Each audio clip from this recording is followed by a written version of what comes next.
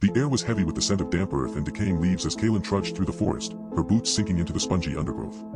The trees seemed to close in around her, their branches tangling above like skeletal fingers. She had been warned not to stray from the path, but a sense of restlessness had driven her deeper into the woods. As she walked, the silence began to feel oppressive, punctuated only by the soft crunch of gravel beneath her feet. Kaylin's breath came in short gasps, her chest constricting with an unshakable feeling of being watched. She quickened her pace, but the trees seemed to shift and twist around her, making it impossible to tell which direction she was heading. Suddenly, a faint glow appeared through the trees, the soft hum of lanterns casting an ethereal light across the forest floor.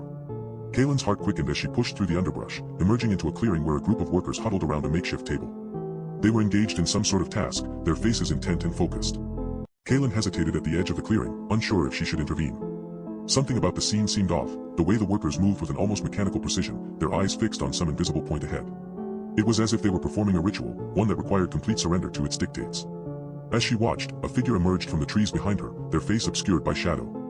They moved with a quiet confidence, their footsteps silent on the forest floor.